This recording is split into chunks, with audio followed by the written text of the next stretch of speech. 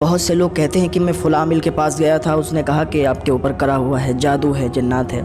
دیکھیے، جادو جو ہے ہوتا ہے اور انسان کروا بھی دیتا ہے، لیکن جو کرواتے ہیں ان کا حال بہت ہی برا ہوگا۔ جادو کئی قسم کے ہوتے ہیں۔ جو سب سے زیادہ طاقتور جادو ہوتا ہے وہ بھانومتی کا جادو کہا جاتا ہے۔ ایک کالی ماتا کا بھی جادو کہا جاتا ہے۔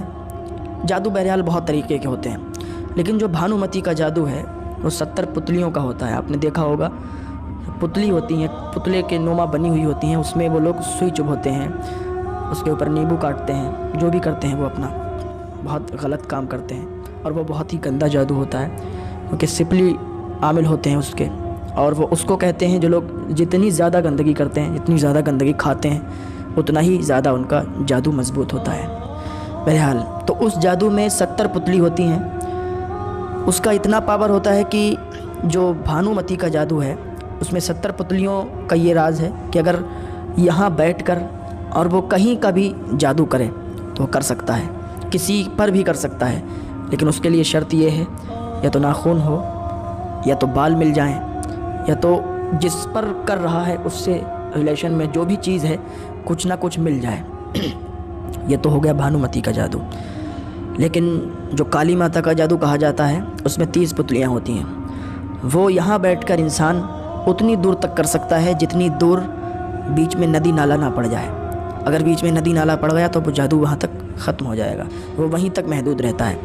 بھانومتی کا جادو وہ ندی نالوں سے بھی پار کر جاتا ہے، آگے تک، جہاں تک کر سکتا ہے، جہاں کا انسان ہوگا، مطلب جس پر چاہے کر سکتا ہے۔ اب جو آپ پر جادو کیا ہوا ہے، آپ کہتے ہیں کہ میں فلاں کے پاس گیا، تو دیکھیے ہر عامل سے مت ملیے اور ہر عامل کے پاس مت جائیے، کیونکہ میں نے بہت پہلے بھی بتایا تھا کہ ہر عامل ایک جیسا نہیں ہوتا ہے۔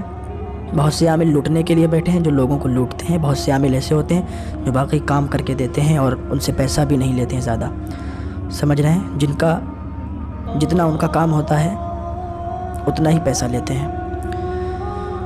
اگر آپ کے اوپر جادو ہے، آپ کے کاروبار بند ہیں، ٹھپ ہیں، آپ کو ایسا لگتا ہے کہ کوئی بندش ہے، کسی عامل کے پاس مت جاؤ۔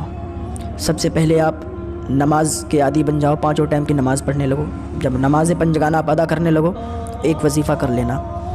اتنا آسان وظیفہ ہے اور اتنا طاقتور وظیفہ ہے کہ اگر اس وظیفے کو آپ نے کر لیا تو کسی عامل کے پاس جانے کی ضرورت نہیں ہوگی۔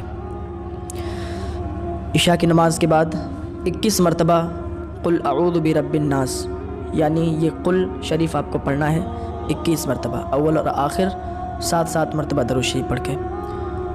دوسری چیز یہ ہے کہ پھر 100 مرتبہ استغفر اللہ تعالی ربی من کل ذنب واتوب الیہ، یہ وظیفہ کرنا ہے۔ اس کو بھی 7 مرتبہ اول اور آخر درود شریف پڑھنا ہے۔